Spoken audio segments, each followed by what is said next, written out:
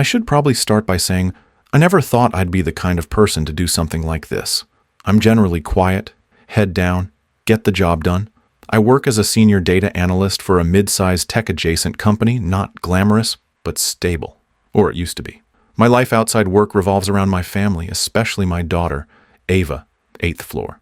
She is, quite literally, my entire world. About 18 months ago, our world tilted sideways. Ava was diagnosed with a rare autoimmune disorder. It's the kind of diagnosis that steals your breath and replaces it with a constant, low-level hum of anxiety. It attacks her system unpredictably, causing extreme fatigue, joint pain that leaves her sobbing, and a terrifying susceptibility to infections.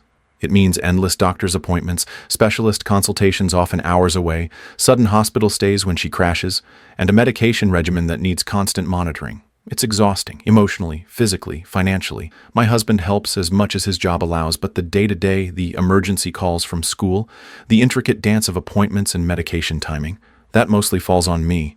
And honestly, I wouldn't have it any other way. She needs me. Before Ava got sick, my job was fine. I was good at it. Respected, I think. My manager, let's call him Todd, maybe late 40s? Hard to tell, he has that generic corporate look, was always demanding. He had a reputation for being results-driven, which is often code for being an arrogant prick who takes credit for his team's work. He wasn't overtly hostile initially, more dismissive, like your problems were inconveniences interrupting his important day. I'd used sick leave here and there for Ava, always meticulously following the FMLA paperwork trails, never taking more than absolutely necessary. Todd never seemed thrilled, but he signed off, probably because HR told him he had to. Then came the need for a more significant intervention for Ava. Her specialist recommended a new intensive treatment protocol. It required a block of appointments clustered over 2 weeks, followed by several weeks of close monitoring at home that would likely mean needing intermittent days off with little notice. It was daunting, but it offered real hope, a chance for Ava to have something closer to a normal childhood.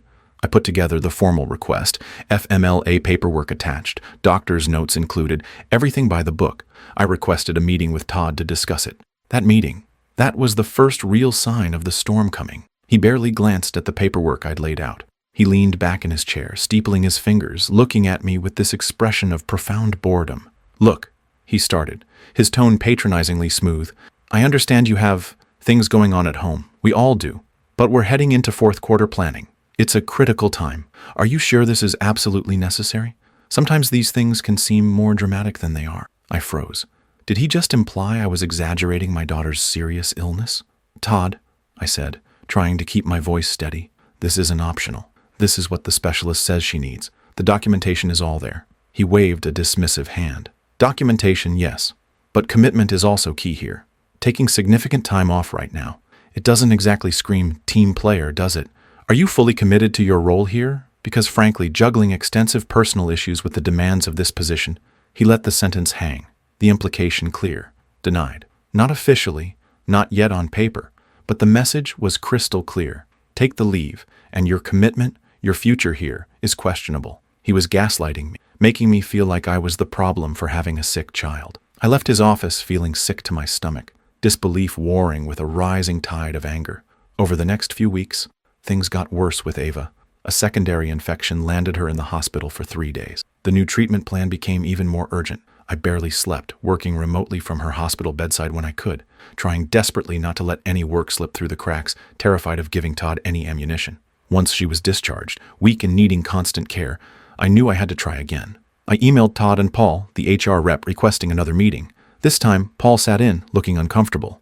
I laid out the increased urgency, the hospital stay, the doctor's updated recommendation. Todd listened with that same infuriatingly detached expression. He deferred to Paul, who shuffled papers and mumbled about policy. "Well," Paul said eventually, avoiding my eyes, "policy allows for intermittent leave under FMLA if it doesn't cause undue hardship to the business operations. Todd feels that given the current project load and year-end deadlines, extended or unpredictable absences would indeed cause significant disruption." Todd nodded curtly. "My hands are tied. Business needs come first. Perhaps you need to explore alternative care options for your daughter." Alternative care options? Like what? Magic? I was stunned into silence. They were hiding behind bureaucratic language to deny me the ability to care for my critically ill child. Denied again. This time, with HR rubber stamping his cruelty. The breaking point came about a week later. Ava had a severe reaction to one of her medications overnight. Our local ER wasn't equipped. We had to get her to the specialist children's hospital 2 hours away, immediately. It was terrifying. We were there all night. They stabilized her, but stressed she needed a follow-up with her primary specialist within 48 hours. There was a cancellation, an appointment available the very next day. It felt like a miracle. I emailed Todd early the next morning, explaining the emergency, the absolute necessity of taking that day off for this critical appointment. I didn't even ask. I stated I wouldn't be in. I was running on pure adrenaline and fear for Ava. His reply came within minutes, not an email. He strode out of his office towards my desk. Several colleagues were nearby, grabbing coffee, chatting. He stopped in front of me, his voice loud enough for everyone to hear, dripping with scorn. "Are you kidding me? Another emergency? I just told you we have deadline. Nobody cares about your sob story or your sick kid. We have targets to meet." Denied. The chatter nearby stopped. Eyes flickered towards us. My face burned. It felt like he'd slapped me. To say that about Ava, my brave, struggling little girl, and to say it so publicly, so cruelly, something inside me snapped. The desperation, the fear, the pleading, exhaustion, it all curdled into a cold, hard knot of pure, unadulterated rage. He didn't just deny my leave. He dismissed my child's suffering as a sob story. He humiliated me in front of my peers. He crossed a line from which there was no coming back. I didn't say anything. I just stared at him, my vision blurring slightly. He scoffed, turned, and walked back to his office. I sat there, numb, for a long moment. Then I slowly packed my personal items, my hands shaking. I walked out of that office, ignoring the concerned or pitying looks. I went home, took Ava to her appointment, and spent the rest of the day oscillating between tears of fury and a strange, chilling calm. He wanted commitment? Fine. He was about to get a level of commitment he never fucking expected. That evening, after Ava was finally asleep, I found myself needing a file from the shared company drive for a project I knew would be dumped on me upon my return. I logged in remotely, navigating through the folders, and then I saw it. An email notification popped up briefly on my screen. An expense report approval notification for Todd, sent to a group list I was accidentally still on from a previous project. Normally I'd ignore it, but fueled by rage and a desperate need for something, anything, I clicked on the attached report link before it vanished. It opened Todd's latest expense submission, and it was breathtakingly blatant. A $500 dinner listed as client meeting NYC stakeholders. For a date I knew he was physically present in our local office, chairing a mandatory all-day workshop I attended. Mileage claims for cross-state travel on days his own calendar showed him working from home. Rounds of golf listed as team building. It wasn't just padding, it was outright fiction. My heart started hammering, a different kind of adrenaline now. This wasn't just a cruel manager, this was a criminal, a stupid, arrogant criminal who apparently thought no one would ever look closely. Suddenly, the path forward wasn't about pleading for leave or filing an HR complaint that would likely go nowhere. It was about burning him to the ground with his own corruption. The shift inside me was visceral. The helplessness evaporated, replaced by a cold, laser-like focus. Game on, Todd. The next few weeks were a blur, lived in parallel universes. In one, I was the anxious mother, juggling Ava's care, coordinating with doctors, administering meds, offering comfort through painful nights. In the other, I was a digital phantom, operating in the shadows of the company network. Every spare moment, late at night after Ava slept, during lunch breaks locked in my car, snatched minutes while pretending to review old project data, was dedicated to Operation Takedown. I started with the expense reports. Thanks to that accidental email link, I found a loophole in the shared drive permissions that let me access the historical archive for our department's submissions. Todd's reports were a goldmine. I downloaded everything, meticulously creating spreadsheets, cross-referencing dates with his calendar, company meeting minutes, even his pathetic LinkedIn updates about attending conferences he clearly never went to. The sheer volume of his fraud was staggering, thousands upon thousands of dollars in fake dinners, bogus travel, luxury items disguised as office supplies. He expensed noise-canceling headphones as server room equipment and a high-end espresso machine as a client relationship gift. But I didn't stop there. If he was this brazen with expenses, where else was he cheating? I started looking at vendor payments approved by him. There were several recurring payments to consulting firms I'd never heard of, with vague descriptions like strategic services or project consultation. A little digging, cross-referencing Ian's, searching in corporation records online, revealed 2 of them were shell companies registered to P.O. boxes, with no website or online presence. One listed a director whose name sounded suspiciously familiar, A quick search confirmed it was Todd's brother-in-law. Kickbacks. He wasn't just stealing petty cash, he was orchestrating larger scams. Then came the time theft. Our department uses external contractors for specific projects. Todd approved their timesheets. I noticed one contractor, supposedly billing 40 hours a week for 6 months on a project I knew had wrapped up early, had the same generic invoice template each time, always submitted by Todd's admin assistant. I subtly asked Christina, a sympathetic coworker on that project team, if she'd interacted much with this contractor. She frowned. Which one? I don't think we had any contractors still active after January on that. Bingo. Ghost contractor, or at least grossly inflated hours being funneled somewhere. I couldn't access building security logs, but I documented the project timelines, the questionable invoices, and Christina's unwitting testimony in my notes. Gathering this felt like handling radioactive material. My anxiety was through the roof. Every ping of an internal message, every time Todd walked past my desk, my stomach plummeted. I used encrypted folders, backed everything up to a personal, air-gapped USB drive nightly, wiped my browser history obsessively. Once, Todd remotely accessed my machine while I was reviewing his vendor payment approvals, claiming he needed to check a shared file. My heart nearly stopped. I managed to close the sensitive windows just in time, minimizing the spreadsheet program to show only legitimate work. He didn't seem to notice, but the close call left me shaking for an hour. The stress was immense. Balancing Ava's demanding care schedule with this secret, high-stakes investigation pushed me to my absolute limit. Some nights I'd be up holding Ava through a painful episode. Then, once she settled, I'd creep to my laptop, eyes burning, piecing together another fragment of Todd's fraud. But the anger, the sheer injustice of what he'd done, dismissing my child's pain while lining his pockets, it fueled me. This wasn't just revenge, it felt like righteous work. It was the only way I could claw back a sense of control in a situation where I felt utterly powerless. After nearly 3 weeks of obsessive digging, I had it. A dossier. Expense fraud meticulously documented. Clear evidence of shell companies and likely kickbacks. Strong indicators of time theft. Hundreds of pages of proof. Cross-referenced. Annotated. It was damning. Utterly, irrefutably damning. Enough to not just get him fired, but likely prosecuted. I sat staring at the files compiled on the encrypted USB drive clutched in my hand. The weight of it felt immense.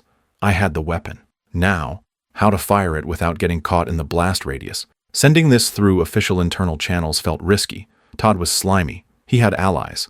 An anonymous email could be traced. I needed a method that was clean, untraceable, and guaranteed to land directly in the hands of someone with the power to act decisively. Someone like Ms. Catherine, the regional director. But how? Staring at that USB drive, loaded with enough evidence to end Todd's career and possibly his freedom, was terrifying and exhilarating. Sending it internally felt like handing a lit stick of dynamite to someone in a crowded room. Too much collateral damage potential, too much chance of it being intercepted or buried by someone protecting their own interests. Todd wasn't just a bully, he was corrupt, and corruption often has roots. No, this needed to go straight to the top, delivered in a way that couldn't be ignored or easily traced back to. My paranoia kicked into high gear. I imagined IT tracking unusual network activity, Todd noticing my sudden lack of engagement, HR connecting my leave requests to any eventual whistleblowing. I needed distance.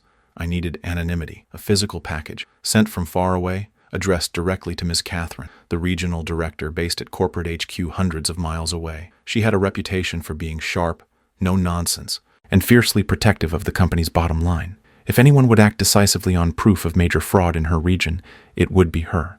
The plan formed, cold and methodical. I bought a cheap, generic USB drive from a drugstore miles from my home, paying cash. Wearing disposable gloves late one night, I copied the meticulously organized files onto it, the spreadsheets, scanned fake receipts, highlighted vendor contracts, email chains, timelines, everything. I printed out the most damning evidence, the NYC dinner receipt matching the day he was in our office, the shell company and corporation docs listing his brother-in-law, the timesheets for the ghost contractor. I typed up a brief, anonymous cover memo. No emotion, just facts. Confidential information regarding persistent financial misconduct, Todd's full name, his job title, our office location. Evidence attached for your immediate review. Concerned employee. No threats, no demands, just a cold presentation of facts. More disposable gloves. A standard padded manila envelope bought from a different store, again with cash. I addressed it using printed labels, one for Ms. Catherine's full name and title at HQ, one for the return address block listing a non-existent suite number at a random business park in another state.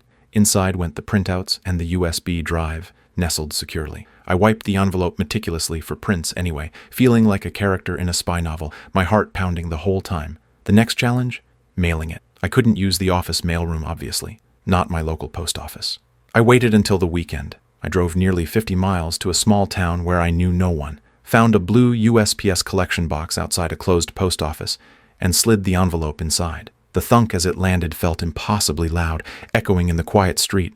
Driving away, I felt a bizarre mix of terror and release. The fuse was lit. Now, all I could do was wait. The waiting was pure torture. Weeks crawled by.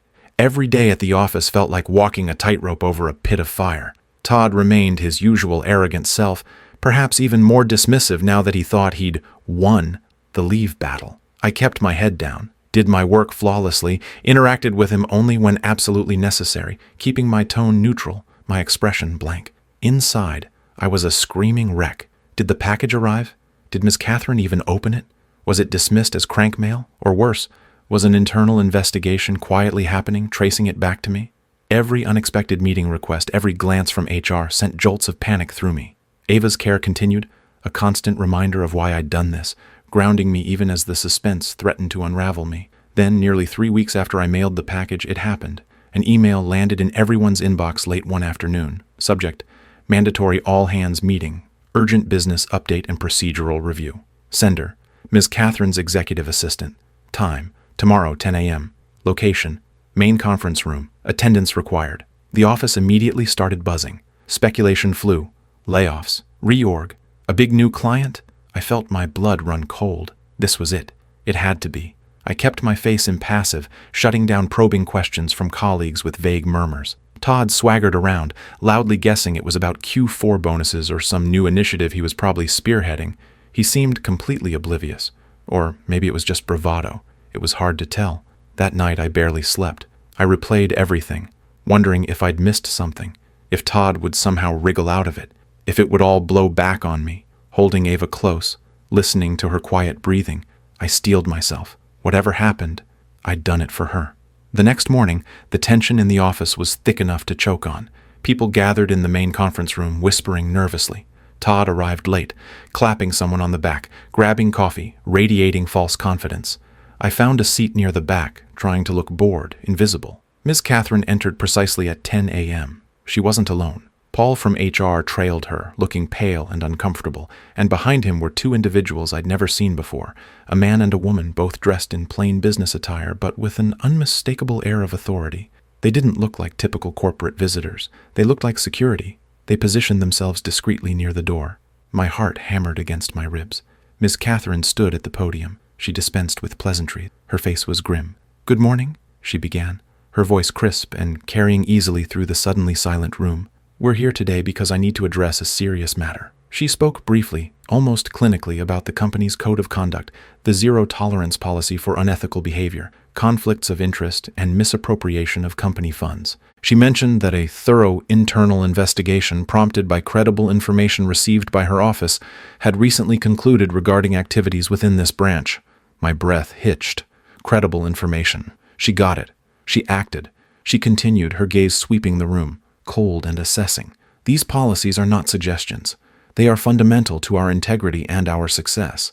Violations carry severe consequences." She paused, letting the weight of her words sink in. The room was dead quiet. You could hear people breathing. Todd, near the front, had stopped his confident slouching. He looked stiff. Then Ms. Catherine gave a barely perceptible nod towards the door. The 2 security personnel straightened up. They moved forward, purposefully, quietly, bypassing everyone else. They walked directly towards Todd. The room held its collective breath. They stopped right in front of him. The male officer spoke, his voice calm but firm, audible throughout the room. "Mr. Todd's last name. We need you to come with us immediately, please. Bring your personal belongings." Todd froze solid. It was like watching a statue.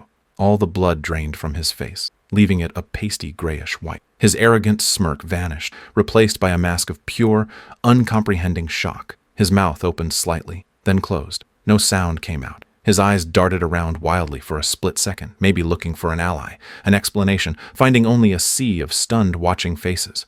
There was no bluster, no anger, no denial, just absence. the complete and utter deflation of his entire being, happening in real time, in horrifying silence. It was more devastating than any shouting match could have been. He looked utterly, pathetically broken. He didn't resist. He didn't speak. He just stood up slowly, robotically, his limbs seeming disconnected. He fumbled, retrieving his phone and wallet from the table. One of the security officers picked up his briefcase. They flanked him and wordlessly escorted him out of the conference room. The click of the door closing behind them echoed like a gunshot in the silence. A collective exhale seemed to sweep through the room. Then chaos. Whispers erupted, people turning to each other with wide eyes. Miss Catherine stepped back to the podium, looking stern. "This matter is now being handled by corporate security and legal," she stated flatly. "I expect everyone to remain professional and focused on their work. Mr. Interim Manager's name will be acting manager effective immediately. We will provide further updates as appropriate. This meeting is adjourned." She turned and left, Paul scurrying after her. The room dissolved into frantic speculation. I slipped out amidst the confusion, heading straight for the restroom. Locking myself in a stall, I leaned against the cool metal, my legs trembling. It was over. He was gone. A wave of dizzying relief washed over me, so intense it almost felt like nausea. Mixed with it was a cold, hard kernel of satisfaction. He got what he deserved. He dismissed my child's pain, and his entire fraudulent world came crashing down around him because of it. Later that day, the newly appointed interim manager, a quiet woman from another department, approached my desk. She looked sympathetic. "I reviewed the pending leave requests," she said softly. "I see yours was previously held up. Consider it approved. Effective immediately. Take all the time you need under FMLA. Please let me know if there's anything else the company can do to support you right now. And I apologize for any prior inconvenience you experienced. No questions asked. No hoops to jump through. Just approved." The relief was so profound, tears pricked my eyes. For the first time in months, I felt like I could finally breathe. I could finally focus entirely on Ava, without Todd's shadow looming over me. Update 1, posted approximately 2 months later. "Hi everyone. It's been a couple of months since my original post about my nightmare manager, Todd, and the situation with needing leave for my daughter, Ava. First, the most important news. Ava is doing much better. Being able to focus solely on her care during my leave, attending all her appointments without fear or stress hanging over me, made a world of difference. The intensive treatment had its challenges, but she's responding well, and her doctors are optimistic. We still have a long road, but there's light now, real light. Thank you to everyone who sent support back then." As for Todd, well, the fallout was swift and severe. As expected, he was officially terminated the same day he was escorted out. The company didn't just let him go quietly, though. About 3 weeks after the all-hands meeting, word got out, confirmed through reliable sources in legal admin, not just gossip, that the company is pursuing legal action against him. The internal investigation uncovered extensive fraud, embezzlement through fake expenses, vendor kickbacks via those shell companies, possibly wire fraud related to the time theft. The amount was apparently substantial enough for them to involve external counsel and likely law enforcement. He's facing serious charges and presumably crippling legal fees. His career in this industry, or any industry requiring financial trust, is completely over. Couldn't have happened to a nicer guy. Work has been different, calmer. The interim manager is permanent now, and she's professional and fair. People still sometimes talk about Todd's dramatic exit, but thankfully, no one seems to suspect my involvement, my anonymity held. I just keep my head down, do my job, and focus on Ava. There's a quiet satisfaction in knowing his cruelty and corruption were his own undoing, facilitated by a package mailed from a town 50 miles away. Update 2, posted approximately 1 year later. Hello again, Reddit. It feels like a lifetime ago I first wrote about the situation with Todd. I wanted to share one final update, partly for closure, and partly because sometimes karma really does deliver. Life is good, really good. Ava achieved remission about 6 months ago. Her energy is back, she's thriving in school, and while we remain vigilant, the constant cloud of fear is lifted. It's incredible. I'm still at the same company, even got a promotion last quarter. The workplace culture is much healthier now. Life feels blessedly normal. And Todd? I hadn't thought about him much lately, honestly. Until last Saturday. I was running errands in a part of town I don't usually frequent, picking up a specific craft supply for Ava's school project. I stopped at a big box discount store. As I walked past the front entrance where employees were corralling shopping carts, my eyes snagged on a figure in a slightly too large, faded red store vest. He looked disheveled, significantly older than I, with slumped shoulders and dull eyes. It was Todd. He was struggling to push a long line of carts, his face set in a miserable grimace. Our eyes met for just a fraction of a second at the parking lot. Recognition flickered in his, followed immediately by a look of pure, unadulterated shame and something akin to fear. He flinched, breaking eye contact instantly, turning his head away sharply and practically stumbling over his own feet to get the carts moving away from my line of sight. I just stood there for him, watching him hurry away. No anger, no pity, just a quiet, final confirmation. He'd built his life on arrogance and theft, dismissed a child's suffering without a second thought. And now he was here, collecting shopping carts in the rain, visibly broken and ashamed to even be seen. He got exactly what he deserved, every last bit of it. And I finally feel completely free. Thanks for listening way back when. It helped more than you know. That's all for this story. I'll be back with another one. If you haven't already, please consider subscribing to the channel. It motivates me to create more content like this.